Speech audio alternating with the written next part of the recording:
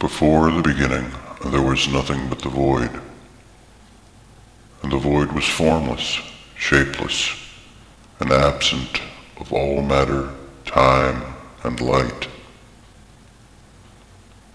And so it was that within the void appeared a cylinder, likened to a two-sided funnel, and from either side of it emerged a form of matter, both light and dark, red and blue were they. And as they emerged, the cylinder changed form itself and expanded to become the barrier of the cosmos.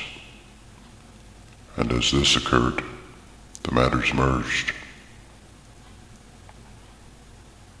And from this mergence, consciousness was born.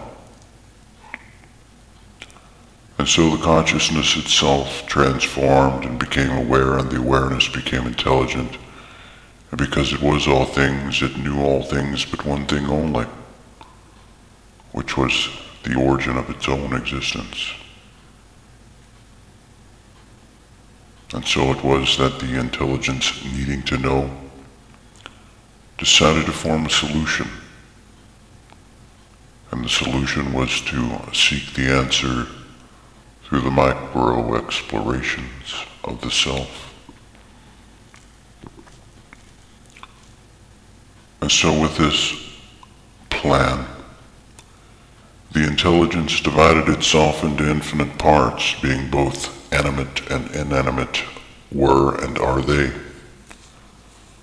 Some of them as massive and large as galaxies, suns and planets, while others infinitely smaller, such as we, and even smaller to the particles within the particles of atoms. And so it was the choice of this action being also the event of light, and what others refer to as the Big Bang, in which the cosmos itself began and sprang to life. Thus we, being parts of the Creator, being created in that image, were also endowed with the same, which is why we also seek our origins. And so it should be no surprise that our sole purpose is to live, love, discover, learn, share, create, and explore without the intent, acts, or actions of conquest, as this, in and of itself, is contradictory to the purpose, which is life and the act of living. And so you see, when our bodies at last cease to exist, our substance returns to the earth, becoming the soil from which the wheat does grow,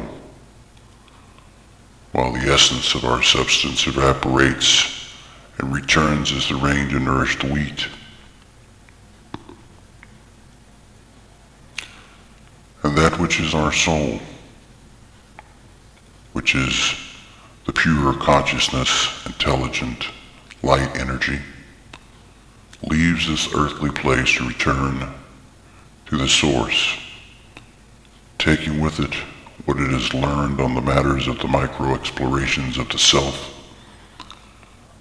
Thus our souls, being many parts and pieces of the solution, returns to the origins of the self, the source, the one, where in the end, when all parts have been reassembled, we as many